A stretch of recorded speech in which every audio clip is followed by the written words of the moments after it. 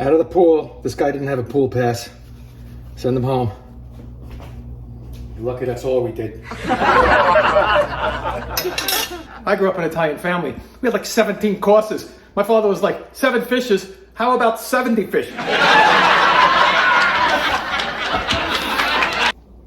And crab. Consomme.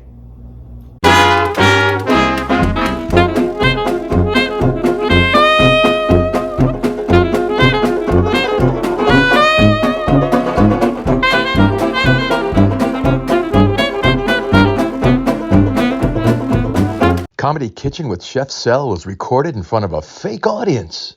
Hey guys, Chef Sel right here.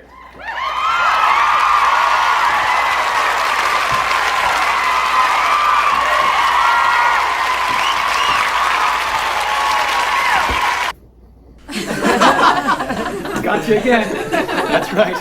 Comedy Kitchen with Chef Sel is now on the air or on YouTube. Anyway, today, a delicious 7 fishes for Christmas Eve or really any time. You can even make it in freaking August if you want. You know what I'm saying? But if you want a nice little, I don't know what you call it, like a little hors d'oeuvre or something, like the soup, you know, like the Italian families. I grew up in an Italian family. We had like 17 courses. My father was like, 7 fishes. How about 70 fish? If you want to make the 7th fish, leave room for the 8th. I'm telling you, you're going to make yourself a delicious, creamy seafood, crab, and shrimp bisque. Kind of easy to make. Follow along the steps and you will be fine. And please, as you watch this thing, say, hey, I like this guy, right? Or I at least like the recipe. So hit like, give me a thumbs up. And remember, subscribe. We have over 50,000 subscribers now, right? Yeah. And over 1 million views, and we're climbing. So let's have a fun holiday season. Great Christmas Eve fish dish is coming your way. So before we start, I got a couple of comments that say, hey, we don't like the they call it canned laughter. What is this, the 60s, all in a family?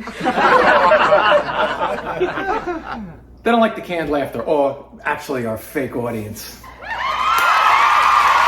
I'm not even gonna throw a poll, because if I put a poll out there, who likes it, who doesn't? It's all the fake audience doing the poll anyway, so they're gonna like it. So I'm staying with the freaking fake audience thing, whatever it is, and let's make some delicious bisque.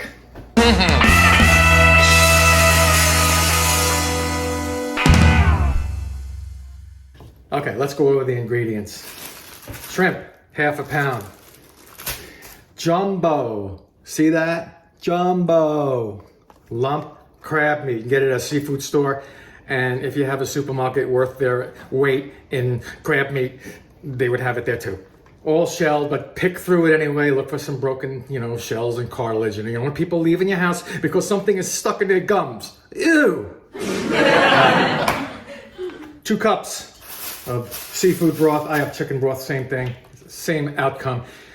2 nice celery stalks, ribs, celery stalks, whatever you want to call it. I have a nice, kind of medium large onion. I'm going to dice that up. Some Argo, cornstarch, heavy whipping cream, parsley for the end of the show, garlic, 2 cloves, sherry cooking wine, unsalted butter, please. 2 small carrots or 1 large carrot, and we're going to throw a bay leaf in there. I'll give you the definite measurements as we go. Let me start slicing up some of these veggies, all right? The mirepoix. Ooh, I haven't done that in a while. These 3 things, see? Boom. Carrot, onion, celery. Mirepoix. Old Bay seasoning. I don't know if I forgot that, but there it is.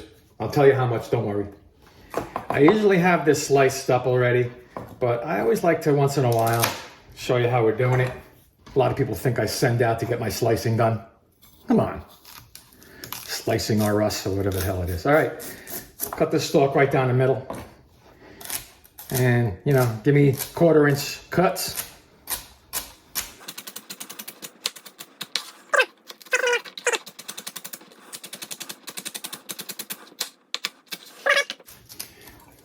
Yellow onion.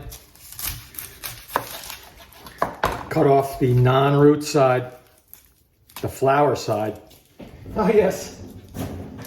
Valentine's Day, I like to give my love a nice bouquet of onion flowers. Sleep in the doghouse in the backyard, in the Chateau Bow Wow.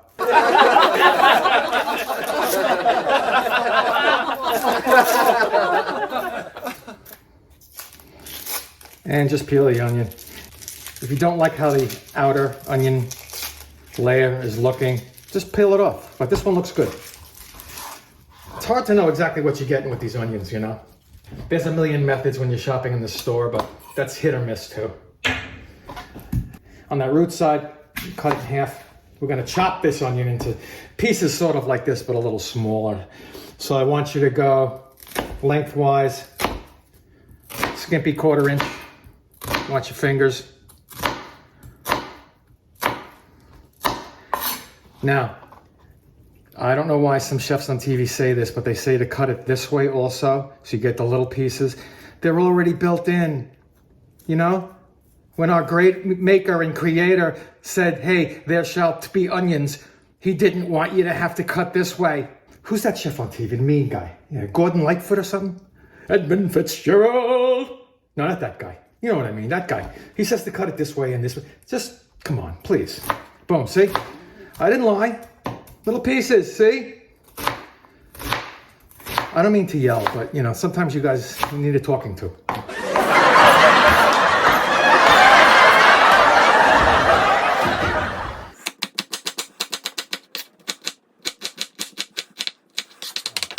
There's your onion. All right, I'm gonna peel these carrots. Now they're small in width, so I'm just gonna coin them. It just means I'm not gonna cut them in half and then slice them. Coin them. Just cut it like that. Cut off them stems. I like to cut off the points just a little bit. 1/4 inch. Coin them, baby. I know. All right, these are going in the pot together so you can keep them together. These shrimp come all cleaned, no tail, no shell. I'm gonna cut them in half. That's all, just in half. You don't want them to disappear in this chowder. Okay, that just about does it for the prep thing. I'm gonna saute my mirepoix, some oil, salt and pepper. I have a medium saucepan heating up on a medium flame, so let's meet you over there by that there oven. Little avocado oil. It's got a lot of veggies going in there, so I got about 3 tablespoons. Close to a 1/4 cup. Let that heat up. Carrots, onion, and celery. A lot of sizzling, Johnny. A ton of sizzle. My 51st book. Some salt, a tablespoon to start. Pepper. 1/8 to a 1/4 teaspoon. I cut up another carrot because these are really small carrots. They should look like this, kind of balanced in color, you know? You're gonna let that go 7 minutes or so until they soften. Little trick, if you have a wooden spoon, you can hear it and feel it against the wood because they're hard, but once you stop hearing and feeling it, they're pretty much soft. See? God, sometimes I'm just like so cool. Not cruel, hey. I said cool. All right, well, it's about halfway there. Add these 4 tablespoons of unsalted butter. Richness, richness. Now, a lot of recipes will call for butter alone. You gotta put a little oil in there with it, folks. You got to. Or, you know what's gonna happen? You're gonna have a burnt Christmas, and I don't think you are dreaming of that. You see what I did there? Like I took the thing with the...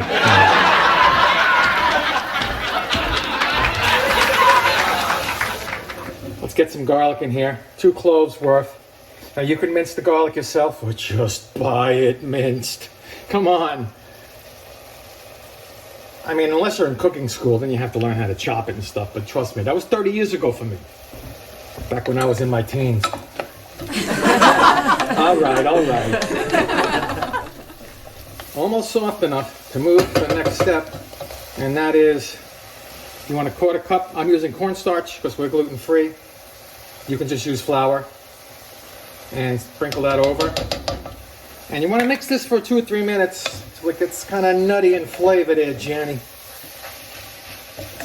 It might brown up a bit too, which is just fine. Brown is flavor. Burnt is nowhere, man. Keep moving that around a little bit. Let it go. Move it around more. Let it go. And when that's nice and nutty, just like your host here, I got a 1/2 cup of cooking sherry. Any supermarket has it. And if they don't, Go complain at the courtesy desk. See, it's drying up here because we'll call it flour, is soaking up all the liquid. But you see on the bottom here, that's what the sherry's for, besides giving it ridiculous sherry taste. I'm gonna deglaze that bottom, which means just scrape it off the bottom using a liquid. Oh my God, deglaze, de-schmaze. Spare me, okay? We're not here to win an award, we're here to eat on Christmas Eve. How's that? Exactly. All right, just keep that going. You want to get a blender ready, because we're going to blend this into a nice bisque, right? And then we're going to put it back in this hot pot on a medium-low flame, and then we're going to add the finishing touches. I'm going to add some of this Old Bay now. Give me a teaspoon of this Old Bay. It's pretty strong, so be careful. You don't want it to taste too delicious. And a lot of deglazing has to happen now. And this is going to really thicken it up once I get this liquid in there. This cornstarch / flour we have. I just want to go a little bit more and cook that Old Bay a little bit. Middle Eastern cooking. You want to kind of cook up those powdered spices. And get that sherry in there now.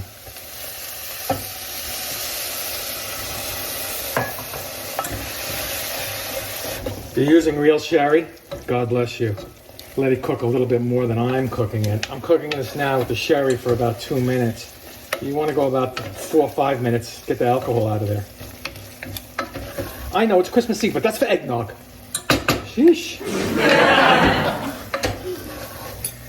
Let's get that 4 cups of chicken broth or seafood broth. I'm using chicken, as I told you. And you want to bring this up to a boil and bring it down to a simmer and simmer it for 20 minutes. And again, continue to scrape. That bottom's still not scraped enough for me. Story of my life. That bay leaf in there was a big one. Look at that. Woo! Ooh, it smells all bay-y. All right. And like I said, let's bring it up, boil, and then bring it down to a simmer for 20 minutes. And then I'll come back. What do you want from me? That has been about 16, 17 minutes. Let's get that bay leaf out of here. Out of the pool. This guy didn't have a pool pass. Send him home. You're lucky that's all we did. Now I have an immersion blender. I forgot to mention that, but you can do a regular blender. If you have a big enough Cuisinart, you can do it in batches, but don't overload a Cuisinart with liquid. Some of you know what I mean, okay? You'll get a belt of liquid on your body. All right, let's put it under the water. This is still simmering, so be careful. Chop it up. Okay, looking good. Let's get this little baby out of there. And you have it on simmer. This is when and where and how. See how I chopped up these shrimp long ago into 1/2 to 3/4 inch pieces? I'm putting that in here. Don't drip it on yourself like I just did. Excuse me 1 second. Ow. And these are gonna cook fast. That's why I'm putting them in now before the crab, because the crab we just want to heat up. So keep that simmer going. I could feel the creaminess when I'm stirring. Whew. I'd make that a book, but it's too long a title. It's already getting there, see? You know when shrimp is done, right? When it's pink. Oh, it's beautiful, guys, beautiful. You're doing a great job over there, sitting on the couch eating potato chips. And if you plan on making this beforehand and then heating it up, 2 options. Cook them halfway through now, and then when you heat it up, it all kind of finishes together. Or save the shrimp until you're actually ready to serve it, which I am. And then you can just do what I did. Get that crab in there. Don't kill the crab. You want to keep it in one piece. Gotta be very careful, that's all. And now, let's get that cream in there. You want to talk about creamy? Please. Gently stir. Gently stir. Don't anger that crab. To serve, get yourself a bowl, dig down the bottom. Carefully now, folks. Get some fish. Now let's get that liquid. Consomme. Pour it right on top.